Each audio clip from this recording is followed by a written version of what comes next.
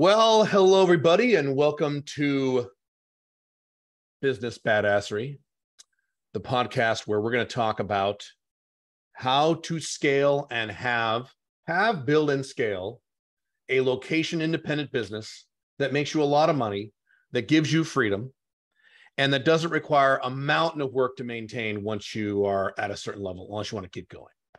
And my name is Caleb Jones. Many of you probably know me.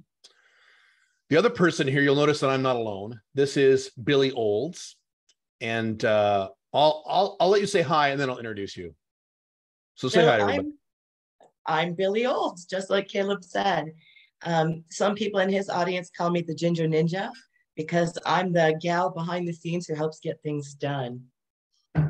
So Billie, I'll introduce Billie first, and I'll introduce me in case you don't know who I am. So Billie, and this is how I introduce her. She scales companies. Now, she does a lot more than that, but she scales companies. To give you a little example, when I first started working with Billie, I keep saying 4 or 5 years. Has it been 4 or 5? 4.5. Okay, good enough. All right, you're right there. I'm right there. Okay, cool. So when I started working with Billie 4.5 years ago, I had a team of about, I think, me and then 3 people, 3.5. Since working with Billie today, I have a team of about 17, 18 people. And it is I'm in a completely different business scale and model since working with Billie, and that's what she does. She makes people a lot of money because she has business skills that you'll find out pretty soon are pretty impressive. And she follows all of the location-independent Alpha 2.0 business models that I talk about, location independence, high income. She makes a hell of a lot of money, and I like bragging about her a lot. But why don't you add in any other pieces I did not get to your intro? Then we'll go back to me and we'll talk about some other shit. I think the other important thing is not only do I scale businesses, the thing that brings me the most satisfaction and joy in life is helping people become location independent. Whether that means helping them establish a brand new business or leverage the skills they have into a freelance position, whatever it is that helps buy them back their time and allows them to be getting paid at an income level that's sustainable. I want people to be able to travel, buy that house, have a kid's college fund, whatever your goals are. I want that for you. And we find ways to make it happen. And you're good at defining different definitions in terms of location independence. Let's talk about it really quick, because you have a different definition. We both have the same technical definition for location independence. My definition is 5 flags, traveling the world, doing it going to other countries, moving to other countries. Your not definition, but your view of location independence is very different, which may appeal to a lot of people that mine doesn't appeal to. So describe that, because I like yours is very, you'll see this in a second, guys. She's very different, but you describe what you were saying the other day in the meeting we had about your definition. There are some differences between Caleb and I, the biggest being that I'm an outdoor girl and Caleb is an indoor guy. So for me, location independence means that if on a Tuesday afternoon, I can take off and take my dogs, jump in a boat and go out on the lake. I can get up at 6 o'clock in the morning and go for a 3-hour hike with my dogs. I can schedule my day. That sounds fun. I think it is. I think it's great fun. Get up at 6 a.m. in the morning and hike with my dogs for 3 hours. That's awesome. And it's great. No one's out there. It's peaceful. It's beautiful. But to me, that's location independence. I can travel and take trips. I can live in different places throughout the year if I choose to. But at this point in my life, I bought a property recently. I'm renovating it, just getting to the tail end of that. So the location independence to me means being able to take trips, vacations, and spend every day as I wish to spend it. And freedom of time, because that's a big component of what you have. We both have that, where, and I talk about this in my books, where you can wake up every morning, and this applies to both Billie and I, but it should apply to you. You can wake up every morning and decide what you want to do. So if you want to work that day, then you work. If you want to play that day, then you play. If you want to work for a few hours till like 11 or noon, and then take the rest of the day off, you would do that. If you want to sleep in till 11, which I don't recommend, but if you want to sleep into 11 and fart around for a few hours and then work in the evening, then you do that. You work based on when you want to work, not when society tells you it is appropriate to work, or how long you have to work to pay your bills. Because I gotta do my 8 to 5 job or else I'll get fired. And then I can't pay my electric bill. So I have to work 40 hours a week. That kind of garbage. So that's another component of this that I don't mention as often as I should. It's in my books and my content, but I don't mention it as often as I should. And I think that's because Caleb loves working more than I do. Right. I love playing. I broke my back about 10 years ago. So I'm really grateful for, the movement that I do have, the abilities that I do have. And I want to take advantage of that physicality as long in my life as I possibly can. So our goals are a little bit different. And as a result of that, Caleb spends more time in the office building empires. I'm a little bit of a selfish cow. I take time for me. And that's a good difference between us, because you're right. I often forget how much I like to work and or how much I feel compelled to work. I know a strong component of my audience is not like me. Some people are, but a lot of people in my audience are not like me. Like, I don't want to work what you work. Right. So then you should work. But that's why we talk about, one of the standards I have for the business models we talk about is that your business should, and you tell me if you agree with this or not, your business, and then we'll get back to introducing ourselves. Sorry. This is what podcasts are all about. Tangent. Yes, it's us. Your business should not require you to work longer than about 30 hours a week. Once you have the income you want, location dependent, 30 hours max. If you want to work more than 30 hours, and I do, then fine, you do that as a decision, but you should not be forced to work more than 30. And it could even be 25 or 20 now that I think about it. I use the term 30 because that's swallowable. It depends. In one of our businesses, I have a partnership business with a friend. In that business, neither of us spends more than 10 hours a month in the business. And we have just an awesome ops manager that we brought on at the beginning because we were systematic in our approach to building that business. So we don't have to spend almost any time in it. And what we do is just executive decisions and maybe doing some pitches in front of large groups of clients who've invited us in. Yeah. So if you are listening to this podcast and your objective is not to make $1 bazillion a year, as long as you make over 85,000 a year, which I talk about in my content, I consider that a minimum. But as long as if that's not your objective, if your objective is more quality of life, where I want to make 85K or maybe a little more than that, but not much more than that. But I want to work, 15 hours a week, 10 hours a week, 10 hours a month, like Billie does in her business. And I want to just enjoy my life. That's fine. That's not me. But as I've said many times, you don't be me and don't be Billie. Be yourself and do what you want and use these business models to affect the goals that you have for yourself selfishly, like Billie was talking about. Yeah. So let me introduce myself really quick. I think most of you know who I am, but I'm sure there's going to be some of you who have no idea who the hell I am. My name is Caleb Jones. I'm a little complicated. So I'm an entrepreneur. I'm a business owner.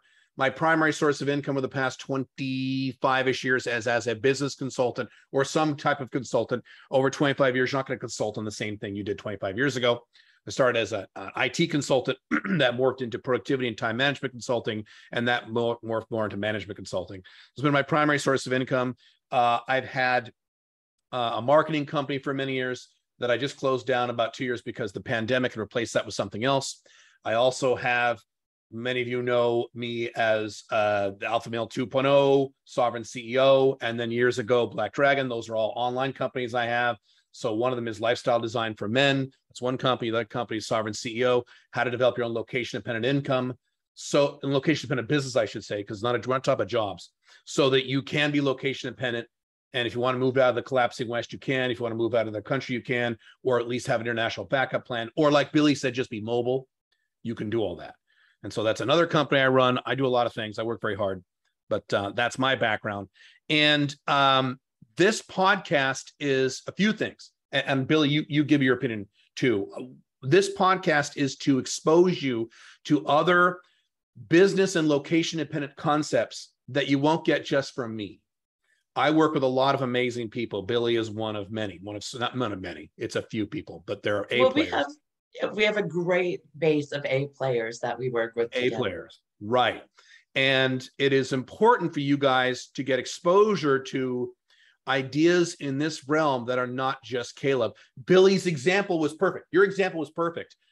Caleb comes from a standpoint of working long hours to build a big, giant, empire. Not everybody wants that. And so you'll hear from other people on this podcast that are within this realm of owning your own business, personal freedom, location independence, but in different ways and different aspects that you get from me. Because I am, and if you know who I am, you already know this, I'm a very, very particular type of person. I'm a very narrow, particular type of guy who is very, very, very specific and a very specific type. And you may not be this type. And I know for a fact that I have an audience that likes my content and has for 15 years now. But I know that there are people who come across me who might like these topics and might resonate with these topics, but don't resonate with me, which is fine because I'm a very particular kind of guy. I don't resonate with everybody. So that's the purpose of this podcast, is to expose you to other ideas and techniques and business topics that can help you build your business in ways that you will not be able to get just from crazy Caleb. I mean, Billie, I that's just a piece of it. I know there's some other pieces that you have, but. No, I think your baseline is correct. This is a platform to give voice to many different ideas, all of which lead to a freedom of location, freedom of time, and an increased revenue stream. The other thing is that almost every person that you will meet through this podcast has multiple streams of revenue. Yes. None of us has just one company. Right. How many do you have now? You have more than me. I have 5. How many are you involved in? 5? I'm involved in 5 right now. Yeah, that's more than me. I'm just going to cap it there. Why not? But that's why, see, this is the difference too between Caleb and I, is that while we're both very logical, organized people, our brains work very, very differently. So yes. I have ADHD and Asperger's, which means that my thinking can be really out of the box sometimes. Can you imagine? It also means that I hyper focus on things.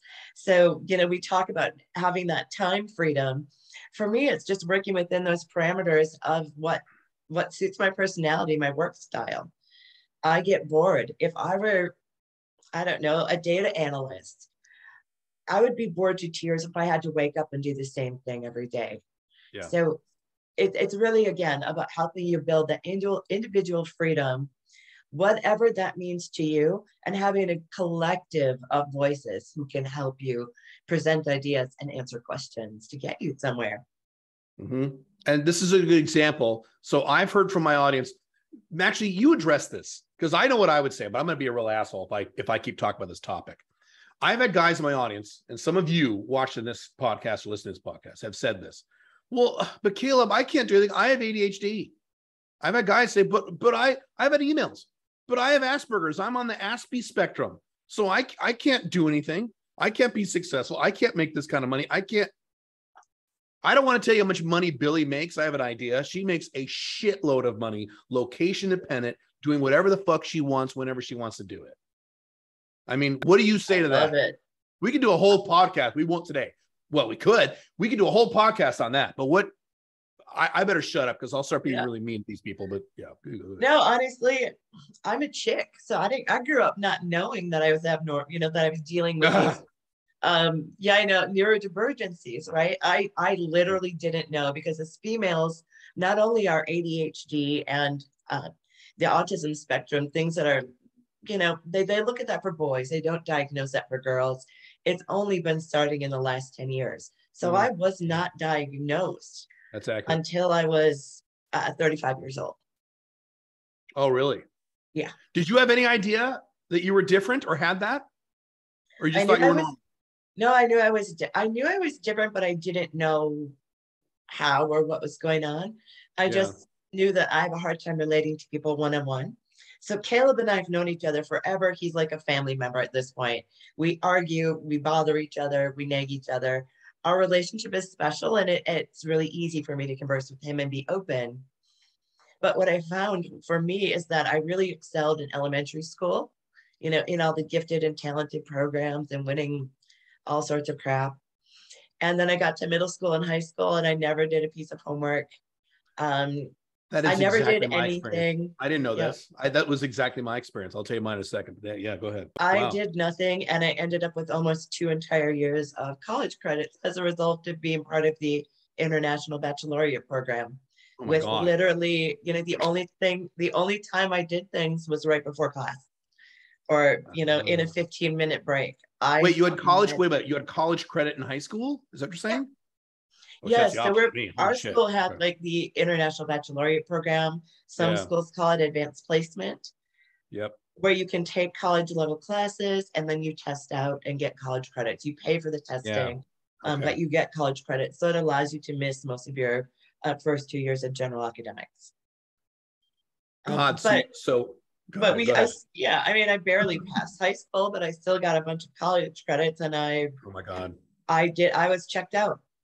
I was not involved in the actual school or educational process. I followed what I was interested in, but I was smart enough to always get by, even though I couldn't. And I still cannot sit in a lecture. I can't Oh, sit in a seminar in some boring room where I'm asked to sit on my ass and listen to someone for 6 I hours. know that about you. Yeah, I know It's not that. going to happen. It's I never know. going to happen. Oh, I know So that I've shit. created my work world where if we have a seminar or conference together, we can tie it to a physical activity so that I can still, I can stay engaged. And everyone Yeah. else just thinks it's fun and quirky and what a great add-on. But really what I'm doing is pandering to my neurodivergence and just understanding what I need to do to make my work fun and to keep myself engaged and to push myself forward when I'm That's what outside we of those hyperfixation modes. Because that's when I'm exactly. hyperfixated, I'm up for 3 days and I will Oh my God. dive to the ends of the earth to find answers. You see it. But you just need to understand that the corporate world is not established for you. If you're neurodivergent, it's going to be hard. So why the hell are you staying in it? Let's get you out of there. Well, no one should be in there. That's my opinion. But yeah. True. What's really funny is that I didn't know that about your grades. So from kindergarten from kindergarten, this is our parallel. And then we diverge in high school. But our parallel is, you tell me how close this was to you. So starting in kindergarten to 7th grade, I was a straight A student, literally. If I got back in we went to a private Catholic school. So you get checks and check minuses and pluses and things like that. And so a plus was like an A, a check was like a C, and a minus was a D. And you could get a check plus, which is like a B. So anyway, I never got anything lower than a check plus for those 6-7 years. And then I don't know what happened. I guess puberty happened. And then in junior high, so around 7th grade, I said, why am I doing this homework? This isn't helping. I already know this bullshit. This is stupid. And I immediately went from an A student to a C student. And then in high school, I went from a C student to a D student. And my high school GPA was 1.1 throughout all 4 years. Okay. Yours is worse than mine, but only by a little, half a percentage point. I had like a 2.4 GPA. It was terrible. Okay. Well, at least that's passing. At least you were passing. I actually got had F. to, because I wouldn't have gotten the college credits if I didn't at least test out at a C. Oh, but see, you had a motivation to go to college, and I did. I thought college was stupid. I'm like, I'm going to go to I work. did too. I didn't. We know this. You mean you wanted to go to college, but you didn't? No, I started school, and I went to school for a semester. Okay. And then so I did too. Then I moved to California to go ride horses for a few years. So there you go. Right. Yeah. I didn't want to go to college. My mom talked me into taking 2 college courses. I think I mentioned this before. And they're both computer language classes. And I was there for 6 weeks. And the reason she convinced me to do it is because I said, if I don't do homework, the teacher's going to give me a bunch of shit. And she goes, oh, no, Caleb. By the way, my mom, who is a high school and grammar school and college teacher her whole life, so a little biased. But he's like, oh, no, Caleb, when you go to college, no one cares. No one cares you don't do homework. You're just a number to them. They don't give a shit. You can do whatever you want. I'm like, okay. So literally 6 weeks into it, in the computer classes in the back of the room, the teacher comes up at the end of the class, says, by the way, you're missing these assignments. He'll tell you, no, this assignment, that assignment, need to get these in. I'm like, all right, thank you very much. And as soon as he went back up, I got up and I left. I never went back. It was like 6 weeks. So that's interesting, though. We had the parallel of good grades and then dropping off to bad grades later in your evolution as a child. That's interesting. I didn't know that about you. Isn't that weird? Then you didn't go to college like I did, right? You didn't go to college at all. You didn't go back, right? Okay. No. Yeah. All right. So let's talk about that, because let's talk about why we know what we're doing and what results we have without things like college and traditional education. So it's interesting. You said you were diagnosed at 35. Isn't that about the time you started your first full-time business, or was it a little before that? Was it 30? How old were you? It was a little before. I've been self-employed since I started my first business in elementary school, actually. Yeah. So I started when I was 9. Right. So we're both. Okay. Yeah. So about this is wild. Caleb, what was your first business when you were a little guy? When I was 9, I sold, I did 2 things at the same year. I sold Greenpeace newspapers because I liked whales. I didn't understand what Greenpeace was, just that they liked whales. I didn't know the political aspect of it. So I sold Greenpeace newspapers, and then I got a little money from that. And then I sold, I went door to door selling Christmas cards to all the moms in the neighborhood.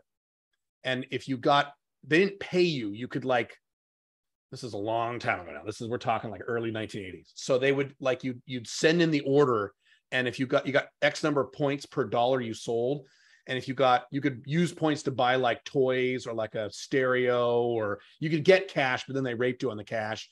So it would depend on. So I did that, and I did that hardcore, and it was easier because all my moms, the moms in the neighborhood knew my mom. Like, oh, you're Linda, so come on in, and I would just show this book of just Christmas cards. You do this like in September. And I did that. And then later that morphed into like mowing lawns and clearing like lumber. And the main reason I don't know why, well, you and I have similar stories on this, similar motivations. My parents had no money when I was a little kid. They came into money a little later by the time I was out of the house or teenager years. But when I was a little kid, they had no money. And so when I wanted to buy a Transformer or something, or the Star Wars, Boba Fett action figure, my parents said, we don't have any money. Why are you asking us? And they didn't. So I'm like, okay, I guess I got to go do it myself. So that was the genesis of all this. It wasn't like, I want to be my own business when I was 9. I just wanted cash. But I know you were similar, right? I was 8 or 9, and it was similar, but you lived in a larger community. Mm-hmm. I lived in a town of 700 people. Oh my God. Opportunity was slim. And my parents were dairy farmers.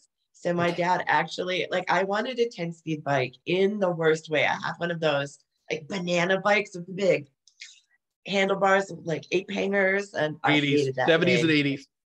I freaking hated it. I just wanted a 10-speed to feel like a cool big kid. And there was no way my parents could afford that. It was never going to happen. Because they couldn't afford it, or they didn't want you to have one? No, there's no way they could have afforded it. We were dirt. Oh, okay. And we grew up super, super poor. Okay.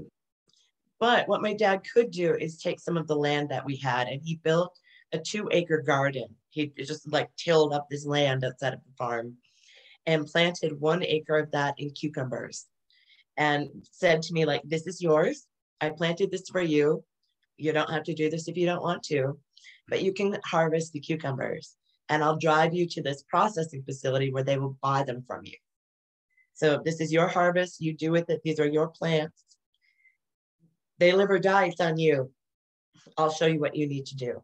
Show you how to water them, care for them. And so we did. There was a little, I don't even know what the place was now. I can visualize these little conveyor belts and things.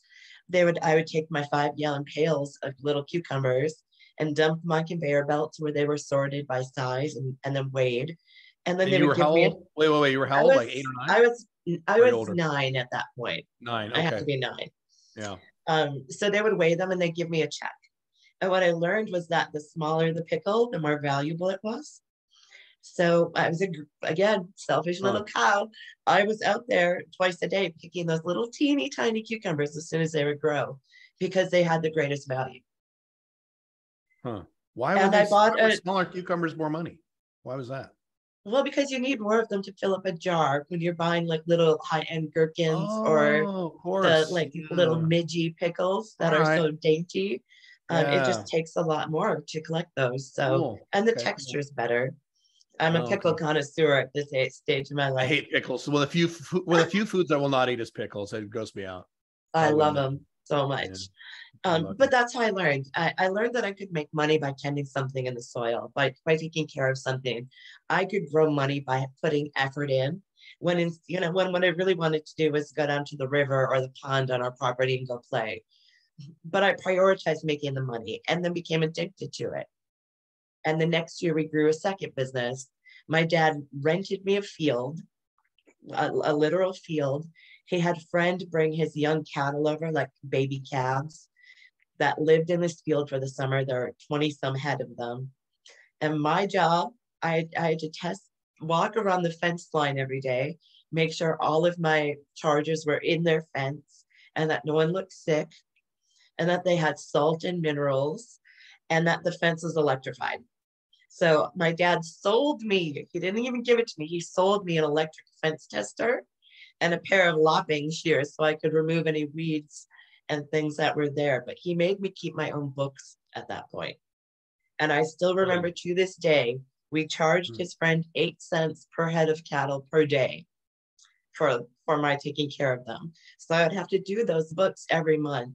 And then I would have to deduct the cost of the field rental and a portion of a payment toward those tools that he'd supplied. And so you were like 10 or 11 back then? I was 10 years old at that time. Yeah. So I had my cucumbers and that business going. Yeah, you were doing more than I was. Well, I did stuff sporadically throughout the year. How old were you? I wanted a pony. I just really wanted a pony, and we had a farm. That was your thing. But there's no way my parents could buy that. So no. The second year I had a pony.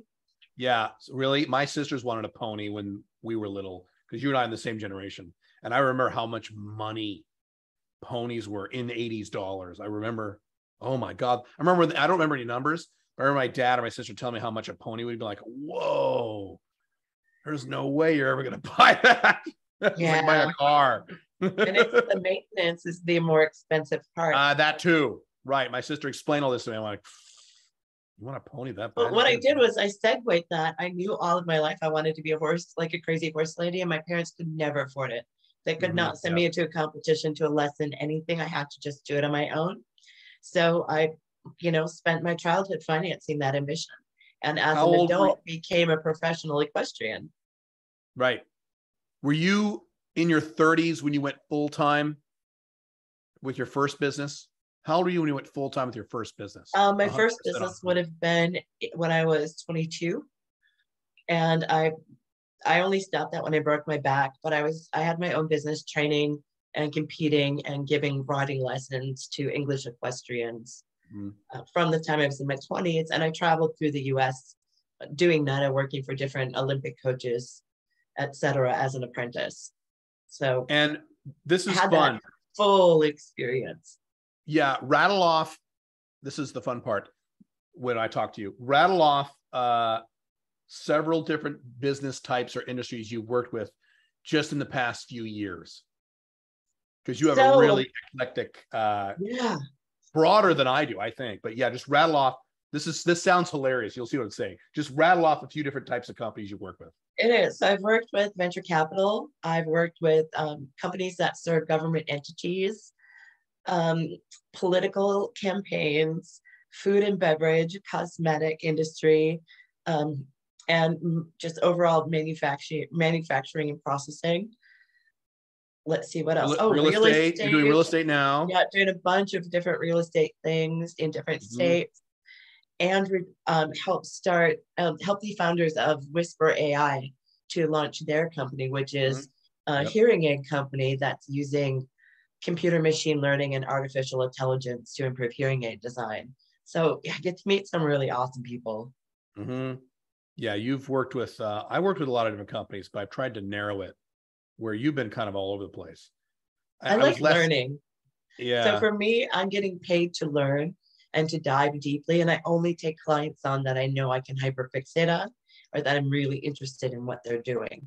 So I give them a lot of myself, which is where we differ a little bit. I overextend myself a little bit, but I only choose clients to whom I'm absolutely drawn.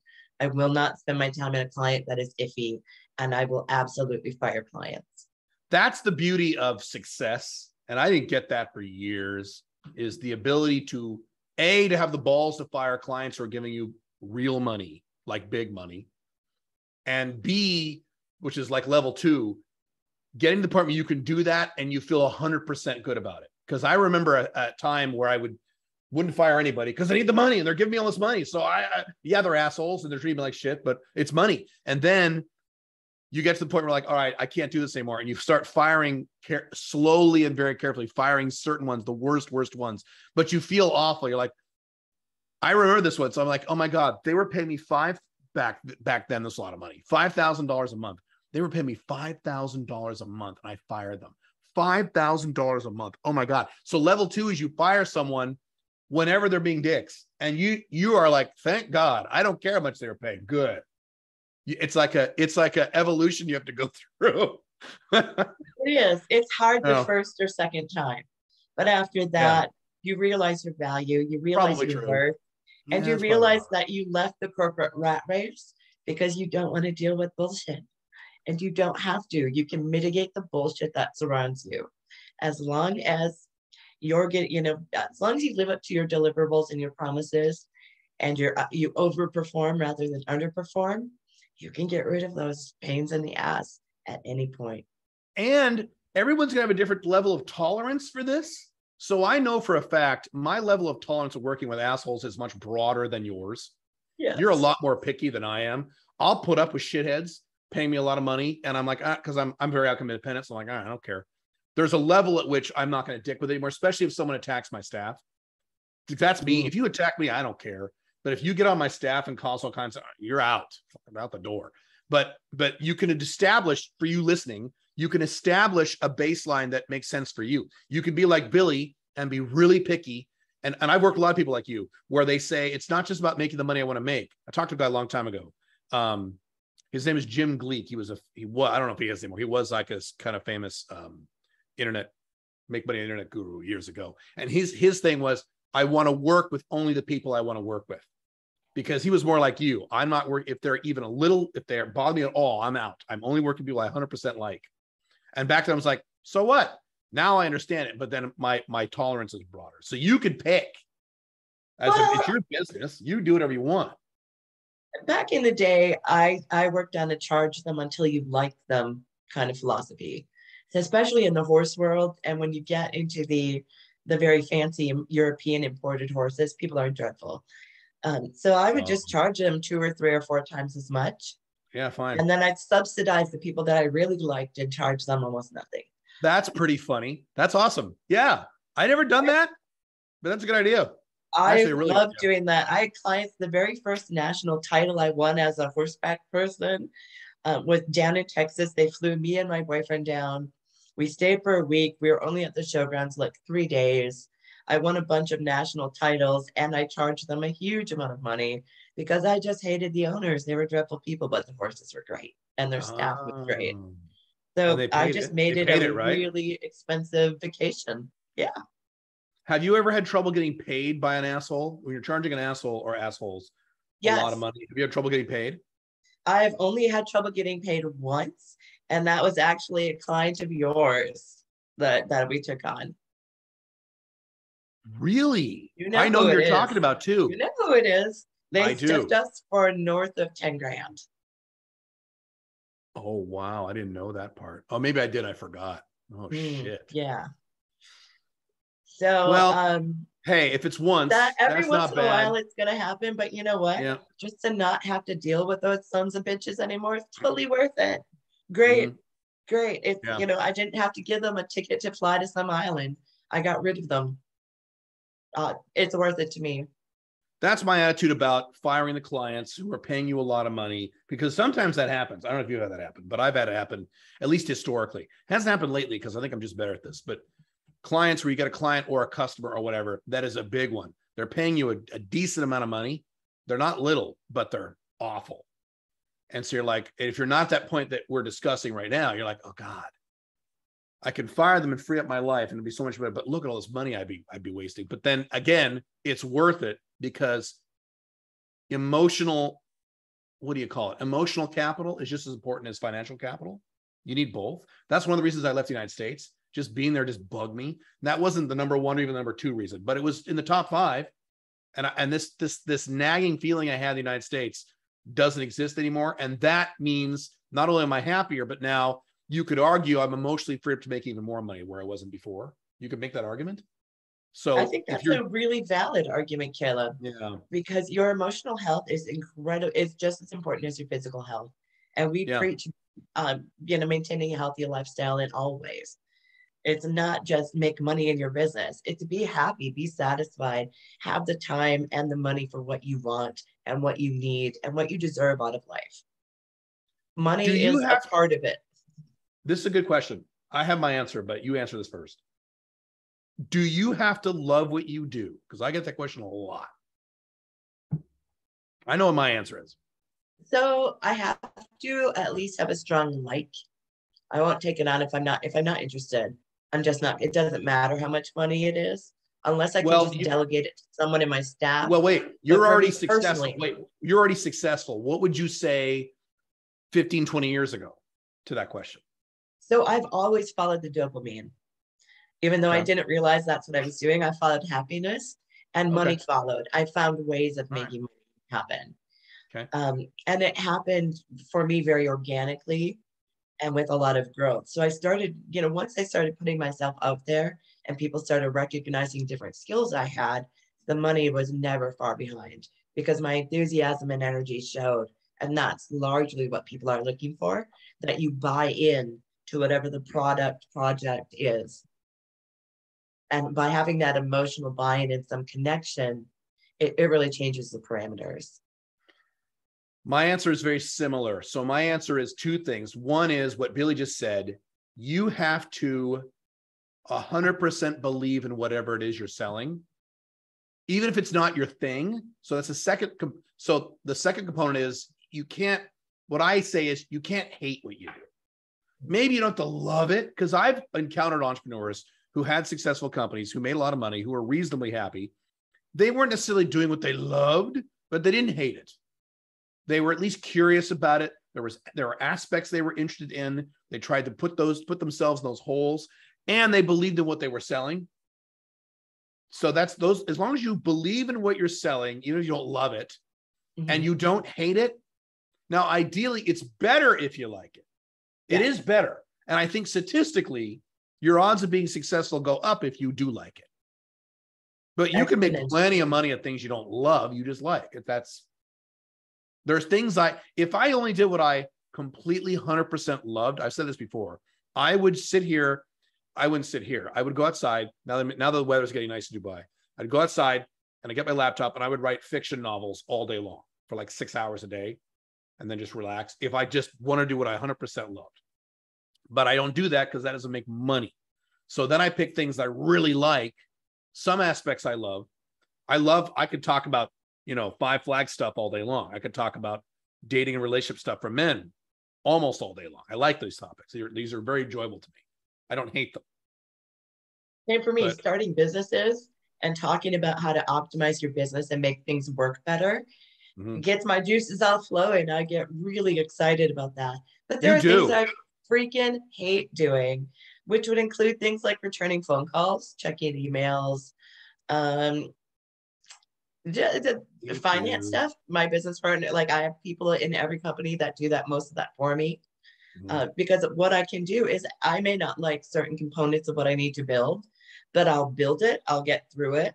And then once I've monetized enough, I will get that off of my plate as quickly as humanly possible. That's exactly what you're supposed to do. Outsource this, the things you dislike or not good at. Because if you dislike it, you won't be good at it. That's the other part of this. I've mentioned this. There was a time at which I couldn't anymore, but there was a time years ago where I could have filed my own tax returns. I could have done it. I did that much research on it and it would have been okay, but it would have taken me, 25 hours and I would have made a bunch of mistakes and I wouldn't like it. So I'll pay someone where it takes them 4 hours and they'll do it right. Even if it costs me $1,000. Okay, fine. I don't care. I'm not going to take.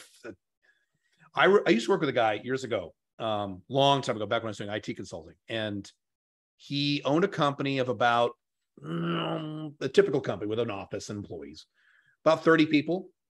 And he refused to hire any computer consultants or IT people to help him to manage his computer stuff. He refused because it was too much money. These guys ripped me off. They're like $120 an hour, which I was back then. I'm like, dude. So what he would do is he was the IT guy. He was the owner of the business. And so whenever his employees had a problem, he'd have a little ticket system. At the end of the day, He'd go around all the computers and he'd fix them. If he couldn't fix them, he would call Microsoft and pay that service. You used to be able to pay Microsoft like this $200 bucks or something. And they would log an instant. They would stay on the phone with you until you fixed it. He would just do that. And it was stupid. The amount of money that guy was wasting by being the computer nerd in his business when he should be out there. The CEO should be the number one salesperson of your business. He should have been out there closing deals and scaling and optimizing. He wasn't doing any of that, or he did very little of it because he's too busy fixing computer problems. Yeah, you need to strategize, not mend every hole that appears in the fabric of your company. And he thought he was saving money. So I know you've run into this too. These guys who won't outsource this shit, they think they're saving money. Well, I'm saving money by not hiring this person. You fucking moron. You don't understand what you're doing? Yeah, you're only saving money if you know how to freaking do it. You can do it easily. If you can knock it out in 10 minutes, okay, fine. Right. That's different. And it's non-recurring. That's not the norm. That's the thing. It cannot be a recurring niggling task item that's out there in the ether that the business owner, no, fuck that. Fuck that. You have people to tidy that up for you. And those are the first people you bring into the business. They're your thought partners. They grow with you, but they clean up those messes. They clean up all those loose ends. You can't. Now, a significant percentage of the people watching or listening to us right now do not have their own business. That's awesome. No, it's not. It's awful. You need to fix it immediately. Get your own business. Well, we can help them fix it immediately because that's the most fun thing in the world. Right. So depending on when I don't know if you guys will be listening to this before or after 90-Day Business Builder is available, but in case you're seeing this before November 7th, I guess you won't be, never mind. Well, maybe we'll do it again, 90daybizbuilder.com. But anyway, what would you say there's a decent percentage of our audience who are like this.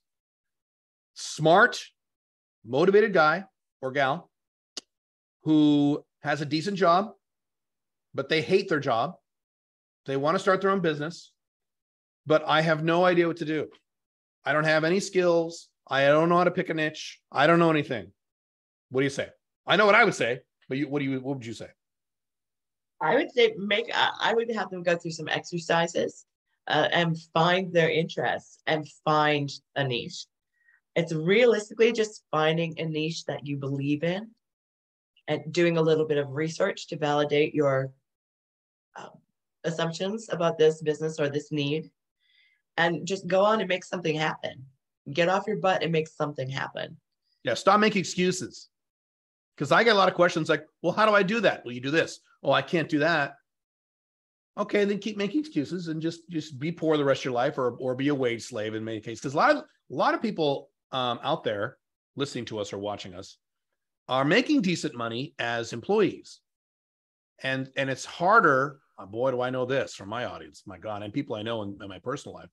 It's harder sometimes to get off your ass and do the things necessary to start your own business when you're already making 120,000, 150,000, 80,000 from a good job at a good company. You hate your job. But you're like, well, I got it. I make decent money and my mom is proud of me and I got a cool college degree. And so it's harder for those guys instead of people who are like us, who were fucking poor and miserable and motivated. Who are like, okay, I got to get introverted. We're both also very introverted. Both of us are introverted. That's true. Right. That's accurate. Yeah. But it is easy to be comfortable and to be complacent. It's like any other relationship in your world, whether that's your significant other, your partner, spouse, whatever that person is. Yeah. Are you happy or are you just kind of treading water? Mm-hmm. Because if the answer is treading water, you need to make a change because you'll drown. Mm-hmm. And it doesn't matter what that relationship is. If that's your relationship with your job, your spouse, your community, it doesn't matter. If you are ready to make a change, you are capable of making a change. You just need to push the fear aside because fear is largely your only barrier. Did you know that all negative emotions stem from fear? Did you know that? That's a psychological thing that I believe some psychological stuff I think is BS, but that's one of them that makes perfect sense to me. My dad is a psychologist. They're physically rooted in different parts of your brain, which I think is really interesting. And I can't remember the names of the different places, but I do know that fear is centrally located literally in one part of your brain. Um, and most of us carry that with us, and most of us are never taught that it's okay to address some of these fundamental fears that go against societal programming. And our society, our education systems are built to put cogs in the corporate wheel. You are built, you are turned out by the societal machine to, as George Carlin said, operate the machinery and manage the paperwork. And that's it, but nothing beyond that. And what society wants you to do, and I talk about this in my books, as you read my books, what society wants you to do is to go out and work, consume, pay your taxes. If you're an American, vote for Democrats or Republicans and nobody else, or the non-American equivalent, and be afraid and or angry at the enemy, the other. And as long as you're doing that, the elites go, awesome. We're these guys are doing exactly what we want them to do. Perfect. They don't want you to think critically. They don't really care if you're location dependent. Matter of fact, they kind of prefer you don't. They don't want, I mean, this is sad to say, but it's true. Society doesn't want a whole bunch of self-employed location dependent people. That's terrifying for people like Joe Biden and Republicans do. It's horrifying.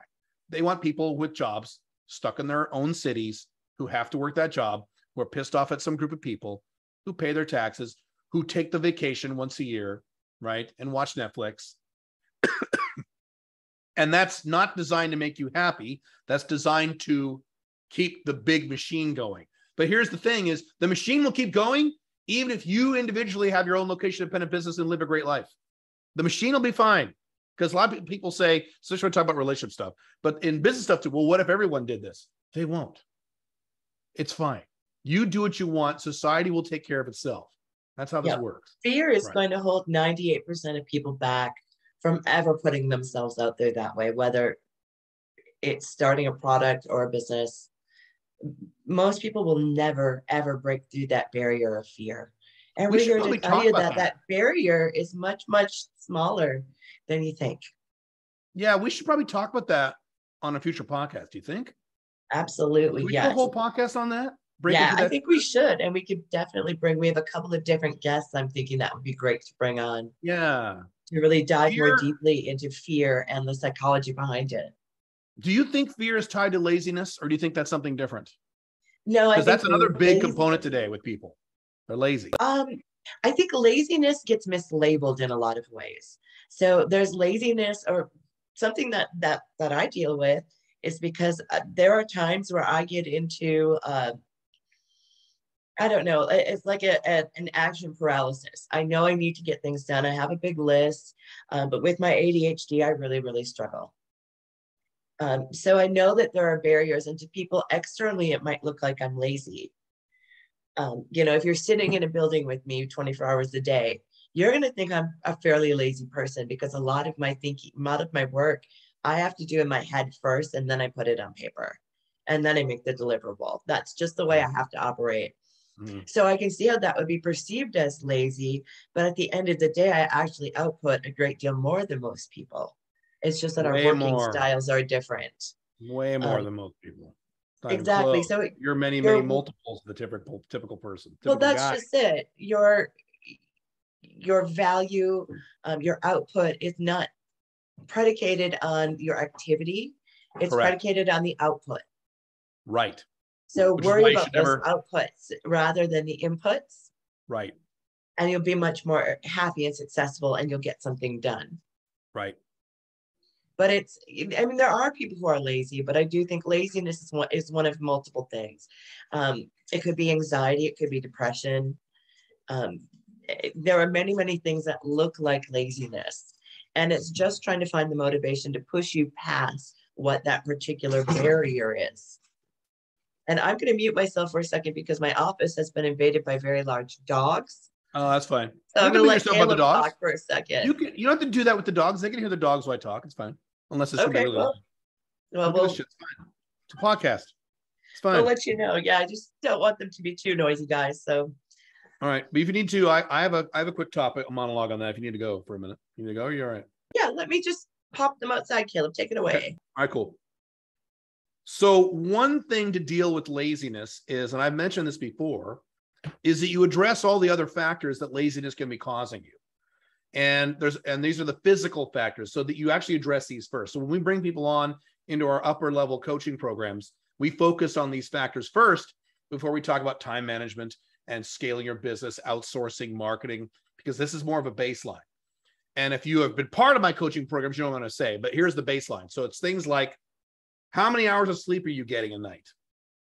If you're getting 5 hours of sleep or 10 hours of sleep, too much, there you go. How much alcohol, drugs are you consuming? That includes coffee. How much water are you drinking per day? What's your hormonal profile look like? So if you're a man, you should be checking this at least once a year. I check this twice a year. Your testosterone, estrogen, because men need estrogen, vitamin D, men and women need that, and thyroid. You should be checking all those, and those should be in the proper levels. If they're not, yes, it's a lot easier to be lazy. What else? Missing something. Or to feel like you're being lazy. I don't think we should. I have a real problem with titling it as lazy. It's just I don't. I do, because I think that there are physiological factors that feed into it. Which is what I'm addressing. Like you're identifying. There can be. But I let's say lack of action instead of lazy, because those are different things. Oh boy. Lazy to me is a willful activity. Like I willfully choose not to do something. Whereas that's all laziness. You're willfully choosing to be lazy. Right. But if you're dealing with, let's say if your thyroid function is messed up, it is not you choosing to be lazy. There is a physical precursor that you need to take care of that's going to help you move that hurdle. And I think we need to frame that a little differently. It's a combination of both. You are putting yourself in an environment where it is easier for you to choose laziness. That's how I look at it. To choose inactivity. To choose inactivity, I would say, rather than lazy. Well, choosing inactivity means you're lazy. But this is the point of the podcast, is so that we can argue about these topics, because we come from very respectful places of one another, but our perspectives are really different. So I tend not to label things lazy unless I see people not making an effort. If I see people making an effort, it's an obstacle. That's lazy. You just like to label things the easy way. And that's a part of your outcome independence too, is not looking at. Well, I don't think we disagree. I don't think we disagree. In a different way than I do psychologically. Well, I think that's fair. If that's why I said, if you're not getting enough sleep, if your hormones are all screwed up, you're not getting enough water, all these other environmental factors will induce you or put your body in a state where it is easier to choose inaction. There you go. Which means you'll be lazy. But you're more likely to be lazy if you have all these things working against you. One of the reasons that I am not lazy, because I used to be. Well, I used to be a long time ago, is because I went out of my way many years ago. And if you know my content, you've read my Alpha Male 2.0 stuff, you know about this, to put all these things in my favor. Hormones, water, sleep intake, meditation, sex, all these things all assist these things. They do, regardless of your opinions about these things. And so if you maximize all these things, now your odds of choosing inaction are lower. It's easier to take action. It's a lot easier for me to take action than the typical guy, I was going to say my age, but almost of any age, because of all the sleep that I get, because of the water. I don't drink, I don't smoke, I don't do drugs, I never have any of those things my entire life. That alone helps. All these things. The fact that I have a testosterone level of an 18-year-old man, literally, because I'm on TRT, all these things together make it less likely that I will choose inaction. Mm-hmm. Exactly. So that's why that's the first thing. I think you would agree with that. I mean, in the 500K accelerator, we do this. The first thing we address are these things. We address these first and get a baseline. So now when you learn techniques, business techniques from people like me and Billie or other people, you're more likely to take action on them because that baseline is done. Yeah, you're setting yourself up for success. It's no different than going on a date and taking a shower and putting clean clothes on before you go to that date. Right. You're just preparing yourself to let these opportunities happen in your life, or to Right. create the opportunities. Yeah. And I also talk about, we're getting really in the weeds now, but this is what podcasts are. What we It's do. also about, I kind of lost it. So, what was it? Not your environment of your office. Not, well, I kind of lost it. Never mind. I was going to say, but this wasn't what I was going to say. Also your external environment. So your office where you work. I was talking to someone a while back who runs coaching programs similar to I do for business people. And he was talking about how he was, Caleb, I'll work with these guys, these clients, with these who are, self-employed, location dependent guys, internet entrepreneurs. And they show me their office, and it's like they're in like the washer and dryer room where the washer and dryer is, and this little tiny desk. There's clothes and papers stacked up, and they're kind of in this little huddle. And it's like, what the hell are you doing? That's not conducive to a positive work. That's not conducive to something that would choose you to work. To be excited about going to work, you should be like excited to go to work every morning as best you can. And that also has to do with your work environment, your external environment, how much light, all that stuff. So it's not just internally in your body, it's also externally in your external environment. So that's another thing you got to address, all these things. And then if you read books on things like willpower, like there's a book called Willpower Doesn't Work. And that primarily the message of that book is, right, instead of focus on willpower, focus on your environment, your internal environment, and then your external environment. Suddenly it's a lot easier to take action on this stuff. I was even considering at one point having two computers, one with, well, I've kind of done this now. There's no games or anything fun on my computer, this laptop here that I work on. And I did this several years ago, where all my games and my movies and crap like that are in a separate computer in a separate room. So I'm not tempted to do that. Things like that. Yep, I do the same. And here's one tip I'll give to everyone. When you're remodeling your house, get the doorknobs put on your office door before you need to start using your office. You didn't have a doorknob? I don't get it. No, I don't have a doorknob on the office door, so my dogs keep coming in and out. That's where the dogs can come in. Fucking dogs, yep. Man. So that's I was working for a while with no office because we tore the ceilings out of my entire house. I know that. So I can speak from painful personal experience. What a huge difference it makes to get back into a space that makes you feel good. And that it doesn't need to be anything fancy. I put some plants, a painting, some paint on the walls, and a new desk. The doorknob will be great, so I don't have to keep shouting at my dogs to leave. But you can overcome these obstacles slowly. It doesn't have to be something that you do all at once, but take a look at your environment. How can you improve that space where you work? How can you improve your water consumption? For me, I have a special cup that I really love. He has this tankard. We each have our special vessel, and that's the vessel we consume water from. Yeah. It's a really weird thing, but buy a vessel that you like and that you enjoy drinking out of. And it's really not plastic. Yes, that's not plastic. Increase that hydration, but start looking around your house and your life and think of these little tweaks that you can make to help set you up to take action. And if you don't have dogs, if you live with another human, as I do, Billie's lucky enough that she lives alone, although with big dogs are almost like people. But if you live with another human, I live with my wife, then you have to set up do not disturb time.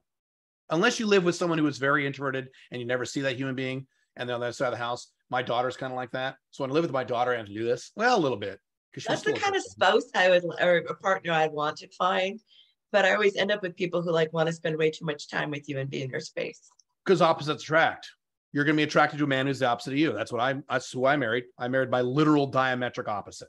And I love her to death, but she's my literal diametric opposite, which means she's extroverted and wants to talk and hang out all day. So I said, sweetheart, I love you. I had to do this. I had to reinforce this a few weeks ago. From 10 a.m. to 4 p.m. is do not disturb time. Unless you're bleeding or dying, you got to leave me alone. You can't come downstairs and bother me. Wait till 4 and then whatever you need, or before 10, but from 10 to 4, 6 days a week, as I work 6 days a week. There, and you'll have to do that if you live with other people. Some of you young guys, live with parents or grandma. Same thing with her. Some of you guys live with girlfriends. Some of you gals live with needy guys. Okay, fine. You got to enforce these kind of things. Some of you people, God forbid, have little kids or teenagers. Teenagers don't bother you, but little kids will, because I raised 2 kids. Oh, My kids I'm allergic. I know you're allergic to children. Yes. I love kids, but I wouldn't want them now. I'm glad I had them when I had them, even though I had them too soon. I love having nieces and nephews and friends with kids. Yeah. I just don't want those vile creatures living with me. You just pissed off half the audience. She doesn't like kids. She has dogs. He likes big I had dogs kids because having fun. And well, it's different when you're a woman, because my aspiration was to ride horses professionally. And you can't be watching some throwing up, pooping, screaming parasite and having to, you have to be reliant on somebody else. And I've never wanted to be in that situation. Mm-hmm. Right. Or where I would get, the woman often gets saddled with the kids if a relationship goes south. And I was never willing to give up my freedom. Yeah. But if you married a guy and had kids, that wouldn't be you. He'd be taking care of the kids. Right. Yeah, he'd have to, but he'd also have to be the one pregnant, because I wouldn't go through that crap. You'd be the alpha chick, and he'd be taking care of the kids. Because I know couples like that. My business partner's dynamic is like that with her husband. She's the breadwinner and he's the stay-at-home dad. Yeah, I know a lot of more and more couples like that. I know a lot of couples like that, where the wife is the one taking care of business and it's the stay-at-home dad. Yeah. It would be far too boring to stay at home for me. But to each his own, and this is what gives us the flexibility, though, to say these ridiculous things and to live our persnickety lifestyles. Right. We have the freedom to do these things because we have location independent income through our own businesses we own and control. So those are the 2 factors. This is a good thing to end on, because we both have to go soon, but a business you own and control, not a job. Well, Caleb, I have a location independent job. You don't control that income at all. At all. That can be taken from you at any time. You have to. I have a brother who has that, so he'll go places, but he has to pretend he's in the office. So he has to have his phone on him all times. He has to pretend he can't do anything. He has very little freedom. But that, and it's location dependent. So if you have a job or if you have a business where you're required to go there every day, physically be where your clients or customers are, or wherever, or your vendors or whatever, you don't have that freedom. It's both. So just so you guys are clear, Billie is not my guest on this podcast. This is her podcast too. This is Billie and Me's podcast. And over time, over the podcast we do, we'll have other people on here. Sometimes the 3 of us, sometimes one of us will have another person, again, to give you those other perspectives and things like that. And we'll do this. We'll try to do this once a week. That's our objective, right? Isn't that our objective, once a week? Yes. Right. Once a week. Yeah, we'll try this once a week. And it's focused 100% on business, not other topics, as you guys know. We'll stray it. We just strayed a little bit. We'll stray a little bit other topics too, because it's a podcast. We always stray a little bit. That's just our style. We diverge, but there's always a few nuggets of gold in there, we hope. Yeah. And again, we want you to hear dissenting voices. We're not going to have guests on this show that simply agree with us. That would be boring for us. It would be boring for you, and it wouldn't be very enlightening. So and it wouldn't be against the point of this podcast. Right. Exactly. Our goal is for you to hear as many different voices and as many interpretations of location independence as we can present to you. And business styles, personality styles. So you could probably tell already, just in the last hour, Billie and I both have location independent businesses, but the nature of her business and businesses is very different than mine. And the way she works is clearly different the way I work. So you can still have a location independent business, but customize the way you want it, which is kind of the recurring theme for today, the way you want it, not necessarily the way I would do it or the way I would even tell you to do it, the way you want it. As long as you're making money, it's location dependent. And you don't have to work too many hours to maintain the income unless you want to. And let's be honest, it doesn't have to be location independent. For some people, that might not be practical. Yes, it does. Not for everyone is that practical. Let's say I have a family, I have kids. It might not be practical for everyone. So just know that we want you, we believe it is. We believe it is. No, but a lot of you still have location dependent income if you had little kids, because at least then you have the option if something happens, you need to move your family. So you're still better off. So that's a good point. We can talk about this on a podcast, but we'll have to in a different podcast.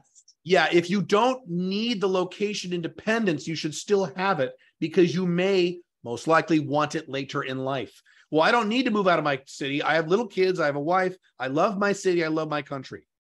Are you always going to have little kids? Are they going to stay little forever? Are you always going to want to stay in that city? Nothing's ever going to change with your city. I'm from Portland, Oregon. Talk about cities changing. It's like a 180 in the last 20 years. So even if you have these things, you still want it as a backup plan and as a mobility plan and as a long-term security plan for yourself, even if you don't need it right now. Right. It can be something you work toward, and we help you take those steps Yes, toward building. true. But it doesn't mean that you have to take that full leap right now. And you'll still get good content, but you'll get good content from us either way. Wherever you are in your life, our goal is to give you these varying opinions and insights that will help you find the right path, because our opinions, at the end of the day, don't matter if it doesn't fit your needs. Well, these are your opinions, but I'm giving you the word of God when I give you my opinions. I'm an atheist, so good luck with that, Buckaroo.